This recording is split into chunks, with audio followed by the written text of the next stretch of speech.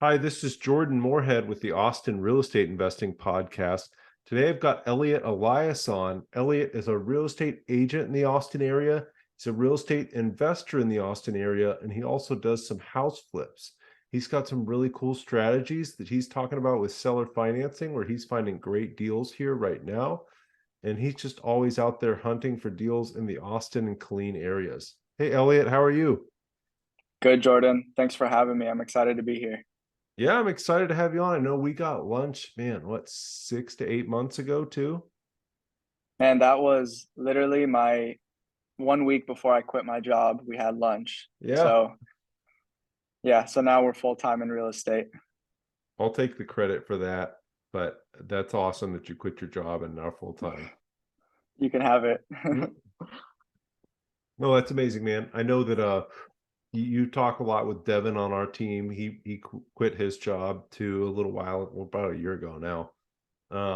And it's just awesome to see people quitting 9 to 5s they don't love and going to pursue their passions in real estate. So props to you. It's a beautiful thing, man. If you go all in real estate, I truly believe it will be fruitful. So it is a beautiful thing, and I'm sure you know that. Yeah, absolutely. I love that. And we'll talk more about that too. But before we get too far ahead of ourselves, most important question we ask here in the Austin Real Estate Podcast is, what's your favorite restaurant in Austin? Man, it would, and they don't pay me to say this, but it would have to be Sangam in North Austin. It's an Indian restaurant, mostly vegetarian, but Mm. man, I love my Indian food. And we'll definitely put that in the show notes. Could you spell that though for anyone listening? I Sangab. San as in Nancy, Mm-hmm. Gam as in Mary, Sangam. Sangam. Okay. Yeah, I'll have to try it out. I've not been there actually. Let them know I sent you. I will. You'll get your referral fee. Don't worry. Man, it's about time. Awesome. So, Eliott, I know I did a short intro for you coming in. Could you tell of our guests who you are and how you're involved with real estate investing in the Austin area? Sure. My name's Eliott Elias, and I'm a full-time real estate investor. I'm a full-time realtor, and I do some wholesaling on the side. I'm pretty much have been full-time for a year now, almost a year.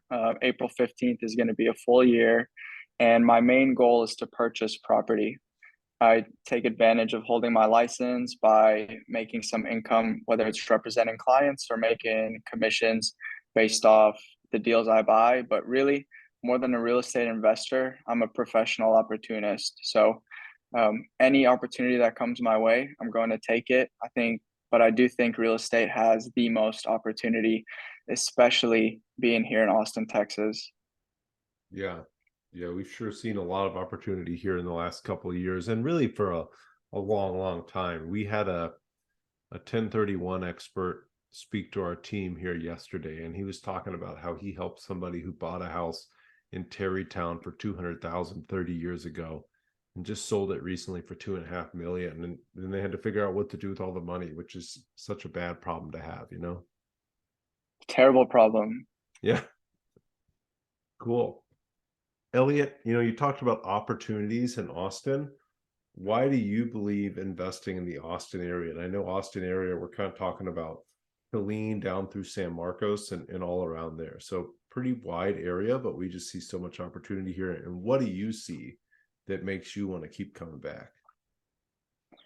Me living in Austin and living and breathing just Austin in general. And I moved to Austin because I got an engineering job. I didn't move here for real estate. Okay. I accidentally ended up in the best market on earth. And just me naturally being in Austin, I see so much opportunity. And what do I mean by that? I mean, I ran into three people today who moved from San Francisco who just got jobs here, right? I run into, and they all basically have startups.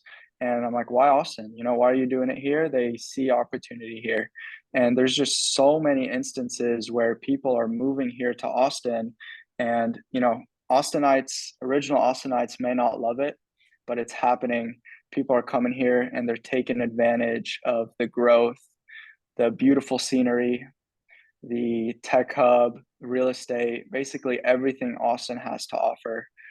I'm from Houston, so I love Houston, but if I were to start a business, if I were to do anything income wise, I would be in Austin, Texas. I just think the atmosphere here is different. Hmm. Yeah, and then we also have, the umbrella of Texas with the no taxes and the pro business environment, which really helps us so much here in Austin also. So It's just, good, yeah, good absolutely. marriage, great marriage. It is. Awesome. Eliott, what originally attracted you to real estate investing? So I know you said that you moved here as an engineer. Um, it's funny, so many engineers end up real estate investors. But what was that spark for you? For me, it was just, and I always say I would have done anything if my destiny was in my own hands. So, and just for me, that was real estate. So, mm, for me, I think real estate gives me so much freedom to basically grab my destiny and be able to do whatever I want with it. And what I mean by that is, if I could sleep all day or I could work all day, it basically is up to me. And if I have a great year, it's because I did it. It's not because I sat at a desk and collected income. No flack to people who do that. It's still, everyone has a beautiful hustle.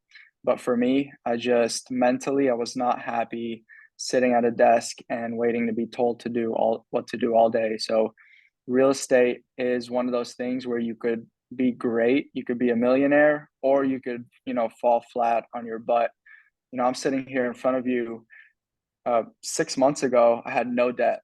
Right now, I'm almost $2 million in debt. So it's not it's not for everyone. It's beautiful. Of course, my tenants are paying the debt, but it takes, if you want to win big, you got to risk it all. So, I'm risking it all here, not just in Austin, but in a market I invest up in Killeen, Texas. Nice. I love that, dude. And I'm sorry you're laughing about the $2 million in debt. Like one of my first goals was to get $1 million in debt, and not credit card debt, but real estate debt that pays me money and makes me money. So it's such a different way to look at debt. Like you say, if you would say that to most people, if you said that to a room of just all random people in societies, most people would say, "Oh, that's a bad thing." But that's great. That means you've got $2 million in property that's paying itself off, that knowing you is cash flowing, is appreciating, that you've added value to, and that's an awesome piece of leverage there. It is. I mean, debt is not bad. Okay. Real estate debt is not bad unless it's bad debt, meaning hard money, stuff like that. But, I typically try to stay within a reasonable interest rate, and my tenants at least have to be paying it off.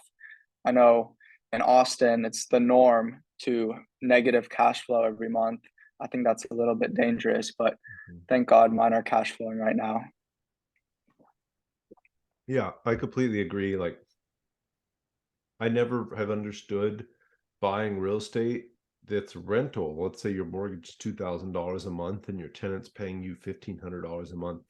That just doesn't make any sense to me, because you and I both know stuff's gonna go wrong. And not only will you have that deficit of $500 a month, but you might have to spend $3,000 on a furnace, or $2,000 on an AC unit, or $1,000 on a water heater. Just various repairs and maintenance. And then, God forbid the tenant moves out and it takes you 2 months to turn it around. Then you've got $3,000 of vacancy you got to cover there too. So having negative cash flowing real estate just never really made any sense to me either. Even $200 or $300 cash flowing, you get one maintenance repair and you're wiped out. How many more months do you have to make 200-300 bucks until you make up for it? I mean, and I think it's not a terrible idea to negative cash flow in Austin if you're taking advantage of the appreciation, if you have equity, right? I mean, I would lose $10,000 in cash flow in a year to make 100K in appreciation, but I don't think right now is that kind of market. Yeah, and I heard a lot of that in the last couple of years, and there was times where I kind of felt left out because I wasn't doing that. I'm like, man, this guy is buying this house. His mortgage is 2 grand. He's only making, like I said, only making 1,500, but it appreciated 100 grand. Um, I think that there was some interesting circumstances. Of course, we still have a housing shortage. That's not gone away. That's not going to change anytime soon. But we had artificially low interest rates, which caused really extreme inflation and made buying homes super easy and super cheap because the cost of debt was almost nothing. So I I think you're going to have trouble getting me on board for negative cash flow for the promise of appreciation any day. I'd take $100 a month cash flow in an area that I thought could appreciate really well, but just the negative just not going to work for me personally. And again, more power to the people who made hundreds of thousands of dollars the last couple of years with it. I was never on board on that train personally. And you said something key there, the promise of appreciation. Mhm. Like real estate should never be bought because you believe it's going to appreciate. You should either buy with equity or you should buy with cash flow. If you don't have either, you're basically speculating. So whether it's my clients or it's me, I would never buy just because Joe Schmo is going to build a mall right across from me. And, it has to make sense the day I buy it. Mhm. Yeah, totally agree. And don't get me wrong, like I am fully believe and putting my money where my mouth is that Austin will continue to appreciate. There's so many good reasons it's going to. And like you mentioned, you came here for a job. There's so many jobs still moving here. There's so much opportunity. There's so much money being made in Austin. It's going to need to find a home, and it's quite literally going to need to buy a home to live in. So I like buying my real estate in places that I believe is going to continue to appreciate, but that's just not my only strategy when I go into it personally. But you said another thing there earlier too. You got into real estate because you wanted to create your own destiny and you wanted for like your input to control your output. So if you put in 8 hours or 10 hours or 12 hours of working hard and working smart, that you could control the results that came out because of that. And I love that too, because like you said, you clock in and you just get a paycheck. You don't really get paid for your output. No, it's safe, it's beautiful, right? You're always gonna get paid, but at the end of the day, there's not much of a ceiling for you. Real estate has a very high ceiling and it has very low valleys as well. So, like you said, you got to play not just hard, but you got to work smart. There's Mhm. a lot of people doing what we do, and how are we going to do things differently? You can't reinvent the wheel, but you can play smart, especially in this Austin market that's extremely competitive. Mhm. Yeah, no, I love having no ceilings and I love being able to be creative, and that's what makes real estate so much fun. Um, so Elliot, I know you have some buy and hold properties. You're doing some flip properties right now.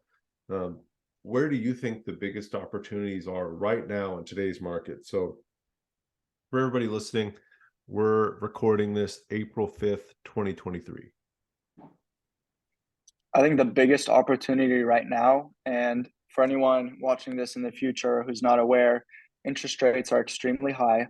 So when properties were cash flowing, well, extremely high relative to what they were, right? 2, 3%. When properties could have cash flowed back then, right now they're negative. So I think right now I'm getting quoted on a DSCR because I haven't been 2 years into real estate yet. I have to use DSCR loans. I'm getting quoted around 8 to 9%. Okay. It's almost hard money. So it's impossible to cash flow. So what do? I can't take commercial loans. I can't do DSCR. So what I have to do is hone into owner finance. And I believe this is the perfect market to owner finance and subject to properties. So, sorry. So what do I mean by subject to? So when interest rates were 2, 3%, and people basically, in my opinion, overpaid for properties and they need to sell right now, they can't do it because they have to pay realtor fees. So the biggest opportunity that I'm seeing right now is basically assuming someone's mortgage with that low interest rate and taken over their payments, and then I go ahead and put a tenant in there to cash flow. Why can't they do it? Why can't they just put a tenant in there? It's because I can put someone in there to owner finance it from me and wrap the mortgage. Mm. So I know I explained a lot there, but that's really what I'm trying to get into right now is taking over debt that is very cheap and wrapping it to an end buyer who can't necessarily get it accepted for a conventional mortgage. Okay. So just so I understand it, and I think I understand what you're doing. So you're taking over their mortgage payments. So let's say again, I like this 2000 number because it's nice and round. Let's say their payment is $2,000 a month. You're just taking over their payments of $2,000 a month. And then you are then doing a wrap or having another person pay you $2,300 a month, something like that. Yes, and they give me a down payment, Mm. so I collect my cash back. So it's almost like burring, Mhm. but instead you're cash flowing, you're creating interest for yourself, and you're a lot less likely to have vacancies because these people are paying a mortgage. They're not just renting from you. Yeah, no, that makes a lot of sense. I mean, it's their house. They bought it, or they put you that down payment down. They're paying the mortgage payment with the intent that hey, then once I'm done with this, I own this house 100% and it's mine. So that's a great way to look at not having vacancy. Yeah, it's, and it's very attractive right now. It's a little bit dangerous because you're taking over this property basically with zero equity, right? If I were to sell it myself, I would lose money. So it has to cash flow. The interest rate has to be good. And I think it's a perfect storm right now for those kind of deals. Okay, so are you using like a loan servicer to do this for you or to collect payments for you? Yeah, so we use third-party loan servicers and they basically escrow the payments, meaning the principal, interest, taxes, and insurance get paid Mm. every month to the servicing company. Okay, cool strategy. I've definitely heard of people doing subject twos, and I've heard of the wrap, but I've not heard it too often. And I know those types of strategies get more interesting when things get more challenging to buy real estate, you know? And I don't think we're seeing a ton of distress right now, but like you said, there are people that bought their house, maybe a year ago and now want to sell it or need to sell it. And it's hard to make money when you bought a house a year ago in any market. And it's especially hard where kind of a year ago it felt like we were at peak prices and now feels like we've come down off the peak and are just kind of hanging out. What are you doing right now to really hone in? What's your strategy? So we are actually selling a few properties right now. We're getting good money for them. Similar situation actually, but similar but different. So we're selling them to somebody who pays us cash and finances them to somebody that has trouble getting a normal loan.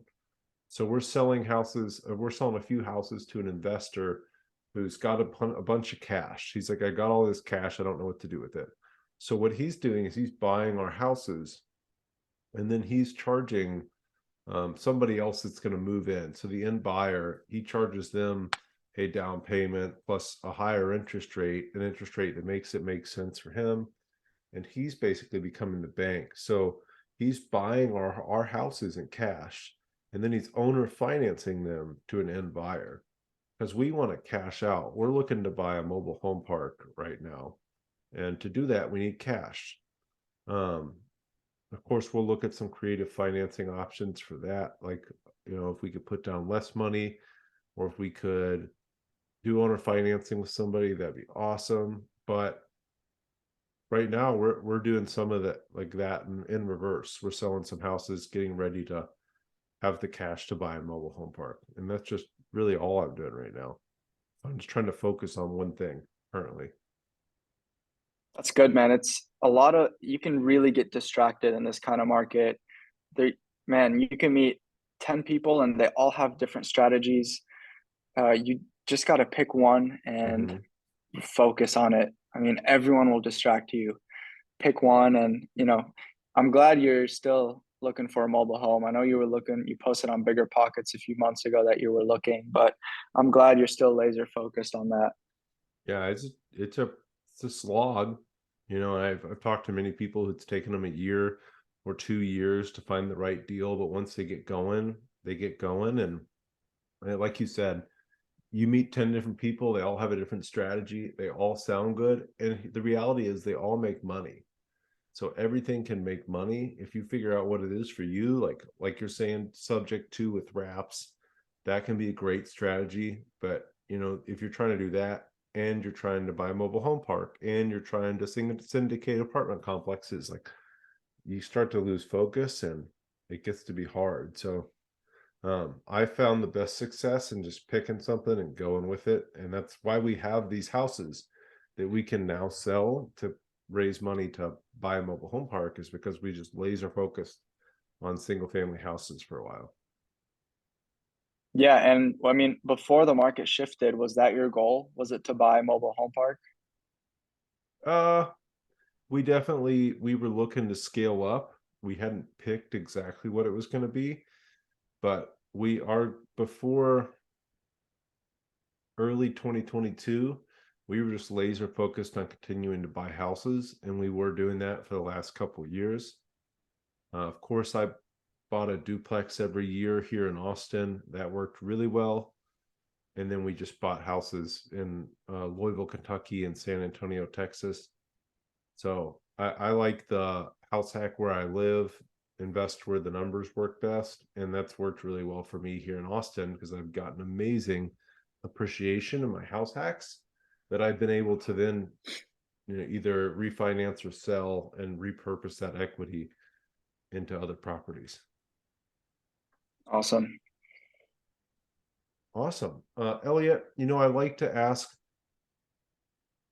ask questions that help our listeners too. And I think the biggest question I always ask is, what's the biggest mistake that you've made in real estate? So just what have you done where you'd say, hey, don't do this, or here's something you can learn from? Man, I I make mistakes every single day. It's hard Yeah. to pinpoint one. And right now, I mean, you're not going to like this answer, but I don't think there's anything I would take back. Every single mistake that I've made has taught me something. Mhm. So, for me to sit up here and tell someone not to make a mistake, I feel like would be doing someone a disservice. But what I would say, this always holds true. Don't buy a bad deal. Buy with equity or buy with cash flow, and never get pressured to buy a deal, whether it's from a wholesaler or someone else selling a deal. Always make sure the numbers work. Be conservative. I could get into all the mistakes I made, but man, we'd be here for 4 hours. So just so I clarify, when you say buy with equity, you're saying I'm buying a $200,000 house for $150,000, correct? Yeah, absolutely. That's equity. Or buying with cash flow, I'm buying that with that $2,000 mortgage payment, and they make me 2,300, or they pay 2,500 a month. Exactly. Cool. Awesome. Eliott, if you had to start over today, would you do anything differently? I know you talked about, hey, Absolutely I not. liked making mistakes. That's how I learned. So you wouldn't change a thing if you started over today? No, I mean, I would do it all the same. Well, if I were to go back, I'd be a little bit more prepared because of my experiences, but I think those experiences is what equip you to be ready to take on anything in real estate. So really I wouldn't change anything. Okay, that's cool. Um, yeah, I love that. Learning from experiences, and that's what makes you who you are today. But if I were to give someone a nugget to learn from, I would say yes a lot when you're beginning. Get to a point where you have to say no. What I mean by saying yes is entertain this, entertain that. Look into every single strategy before you make up your mind, and really make up your mind of why you're investing in a specific asset.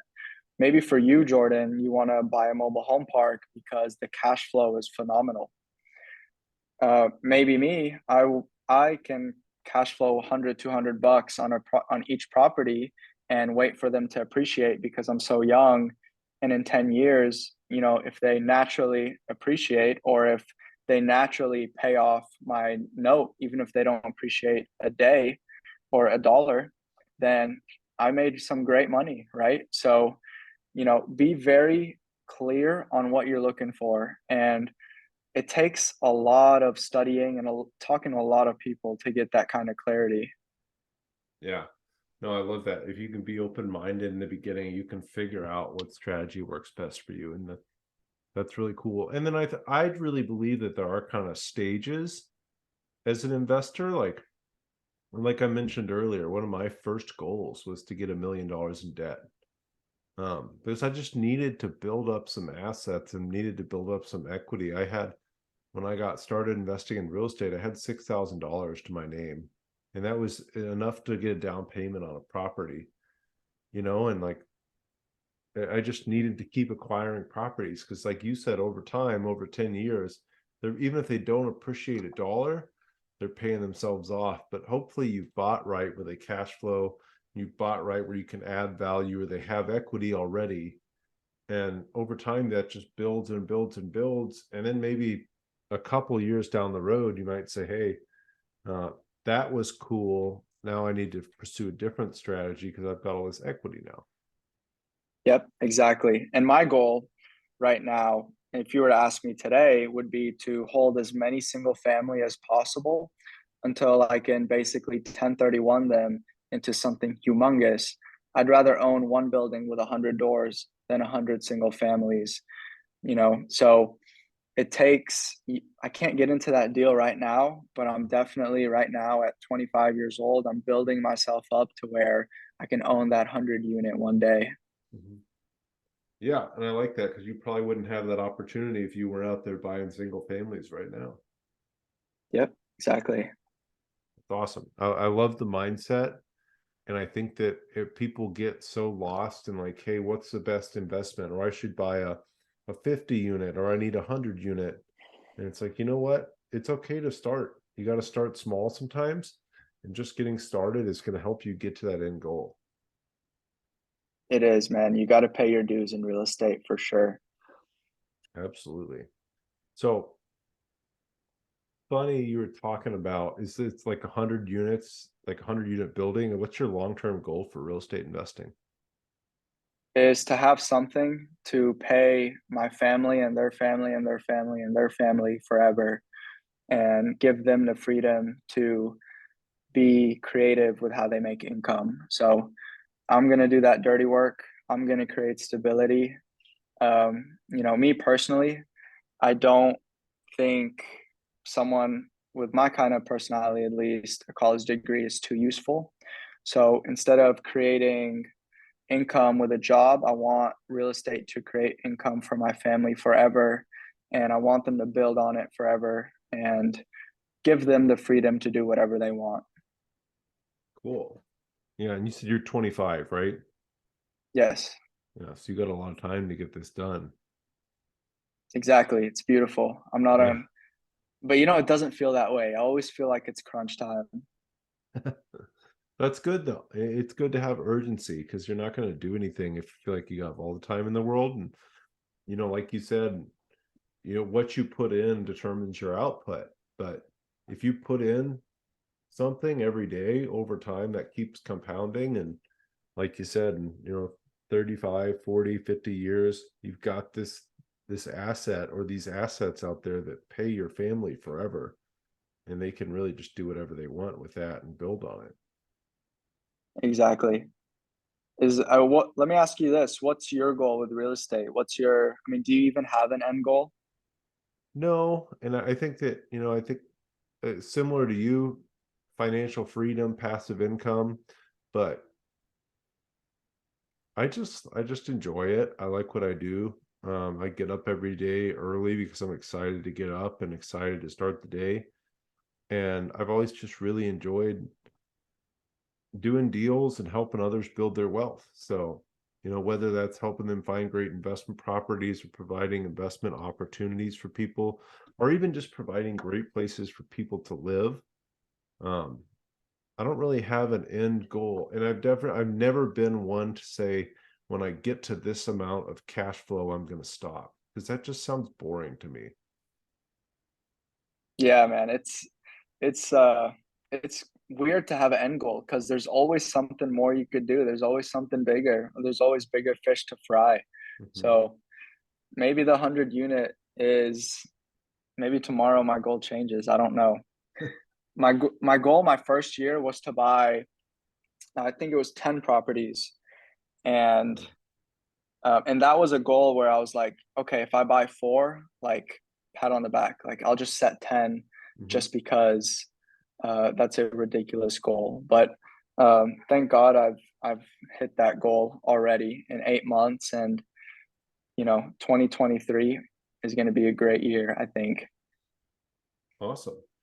Yeah, no, that's cool, man. I mean, I think one of my goals in the medium term is to provide investment opportunities for families, my family members, that are better than the BS they can get in the stock market. I hate the idea that you keep contributing to an ETF or an IRA, 401k, and over time you get this big lump sum, and then the only way to get anything out of it is just to cut little pieces off. That just seems like such a terrible investment when you can get double digit returns in real estate, a lot of times double or triple the returns in real estate, and you can still have the principal there. So I see that happening to my parents as they age, and family members as they age, and I want to be able to provide opportunities for them to invest and get paid today and still have their principal. Real estate is such a no-brainer, especially for me, someone who's in it. It's such a no-brainer. Like, why would you put your money in Ethereum? Why would you put your money in something where you're basically putting your money in someone else's hands and you can't even see the thing? In Mhm. real estate, I can go to my property. If I paint it, if I refloor it, if I fix the foundation, I will add value to the property. There is nothing I can do if I put $100,000 in a stock to dictate what the outcome would be. I Mhm. mean, I get it. It may be a little safe, right? Like, you don't have to, it doesn't become a job. But when you work with people like you, Jordan, or me, who are in the trenches every day, um, we can basically advise you how to invest in real estate. And real estate can be very draining, but it can be very easy as well. You just have to play your cards right and buy the right asset. Yeah, and have the right systems and processes once you buy it too. So yeah, no, definitely find a good professional, like you just mentioned. Find a professional that understands and knows real estate investing, and ideally is a real estate investor themselves, whether it's a lender, whether it's a realtor, whoever it is. You want to find somebody that does that. And I think you just kind of gave that piece of advice there, and that's exactly what I use when I go looking for people to help me too. Yeah, um Eliott, do you have a favorite business or mindset book that you like to recommend for people? man, I just finished a book from Ari Rostegar, who's a developer here in Austin, and it's called The Gift of Failure. Yeah. And it's a beautiful book.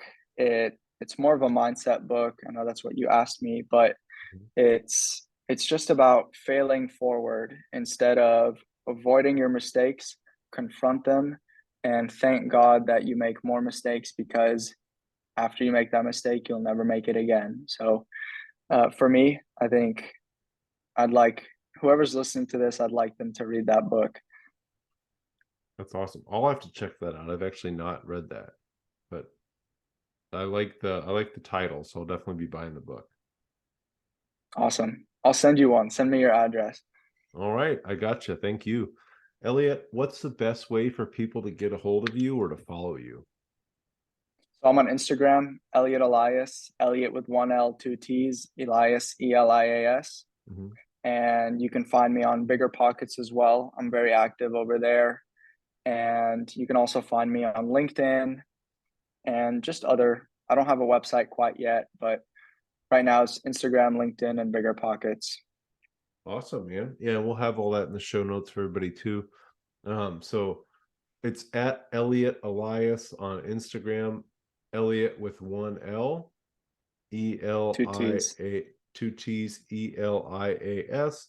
And I'm at Jordan Moorhead on Instagram. Everybody follow both Eliott and I.